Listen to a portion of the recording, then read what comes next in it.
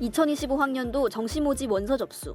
어제 접수를 마감한 서울대와 연세대, 고려대는 정시 평균 경쟁률이 4.28대 1로 집계됐습니다. 지난해 4.42대 1보다 소폭 하락한 수치입니다. 학교별로 살펴보면 서울대는 3.72대 1, 연세대는 4.21대 1, 고려대는 4.78대 1로 마감했습니다. 지난해와 비교하면 고려대학교만 경쟁률이 오른 건데 고려대는 다군의 학부대학을 신설한 것이 경쟁률 상승의 원인으로 분석됩니다. 사실은 최상위권에 원래 아이들도 적고 선택권도 적었는데 지금은 이제 고대 들어오면서 최상위권들 치면서 이제 갈 곳이 좀 더 많아졌으니까 아이들이 대부분 이제 고대 학부대학에 많이 쓰게 된 거죠. 서울대와 연세대, 고려대의 접수 결과를 계열별로 살펴봤더니 세 학교의 평균 경쟁률은 인문계가 4.1대 1에서 4.37대 1로 올라갔지만 자연계는 4.63대 1에서 4.21대 1로 내려갔습니다. 그런데 의과대학의 경쟁률은 세 대학이 모두 일제히 올랐습니다.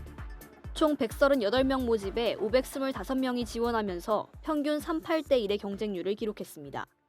자연계열 경쟁률이 내려가고 의과대학 경쟁률이 오르면서 최상위권 학생들이 자연계 대신 의대로 몰렸다는 분석이 나옵니다.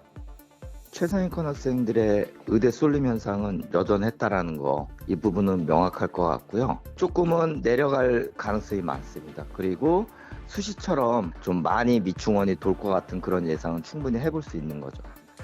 다만 전문가들은 최상위권 대학의 자연계열 경쟁률 하락에는 수험생들의 안정지원 성향도 영향을 미쳤을 가능성이 있다고 분석했습니다. 의대 증원은 물론 무전공 입학 등 예년보다 변수가 많은 상황에서 수험생들이 일단 합격 가능성을 높이기 위해 안정적으로 지원했을 가능성이 크다는 해석입니다.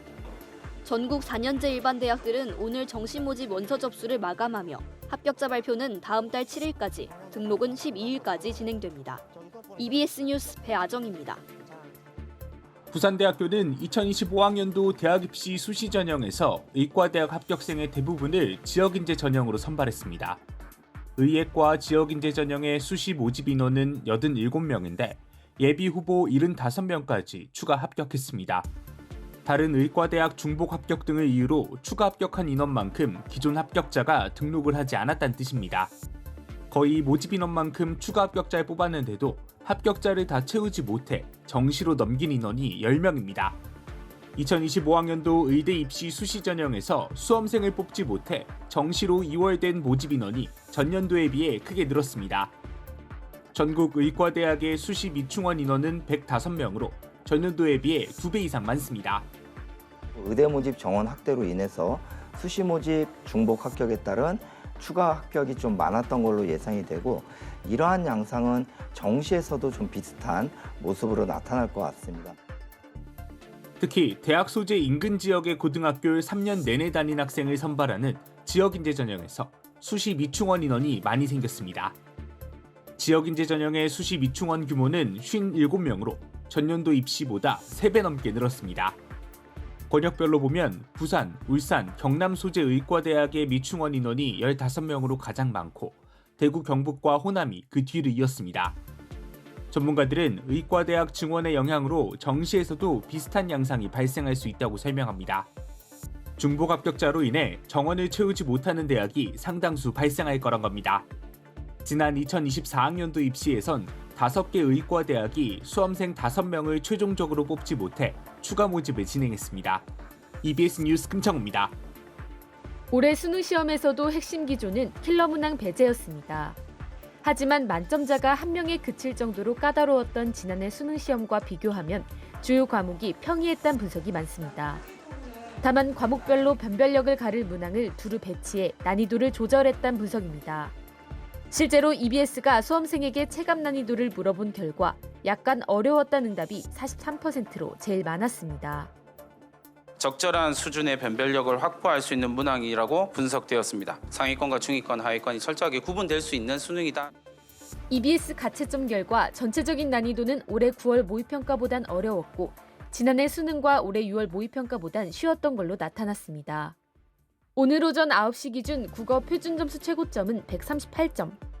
지난해 수능 시험보단 12점 낮지만 올해 9월 모의평가보다 9점 높았습니다.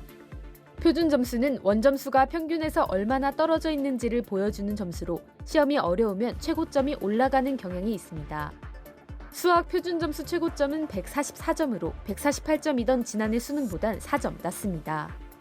하지만 보통 140점 이상이면 변별력을 갖춘 것으로 평가하는 것이 대체적인 분석입니다. 다만 입시업계는 선택 과목 중 확률과 통계는 평이했던 반면 미적분은 어려워 선택 과목에 따른 유불리가 생길 수 있다는 분석을 내놓기도 했습니다.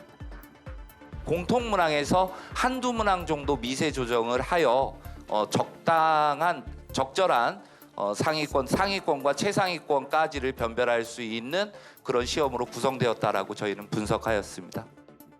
절대평가로 치러진 영어는 지난해 수능보다 쉽게 출제된 것으로 분석됩니다. EBS 현장 교사들은 1등급 비율이 지난해 수능과 올해 9월 모의평가 사이가 될 걸로 예상했습니다.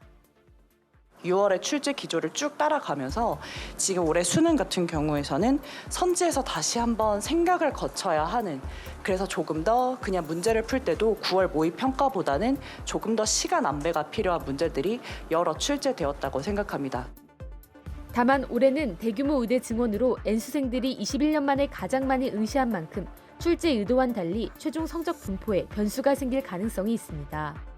또 선택 과목 간 조정 점수 등으로 가채점은 정확한 점수가 아니기 때문에 최대한 보수적으로 계산해 입시 전략을 세울 필요가 있습니다. 가채점 결과가 평소보다 낮다면 지원한 수시 대학별 고사에 주력하고 수능 최저 기준을 충족할 수 있을지 꼼꼼히 따져봐야 합니다. 평소보다 잘 나왔다면 정시 모집을 공략하되 수시에서 지원한 대학이 정시에서도 합격할 만한 수준이라면 응시를 하지 않는 방법도 있습니다. 이번 수능 시험의 성적 통지표는 다음 달 6일 수험생에게 배부됩니다. EBS 뉴스 진태입니다.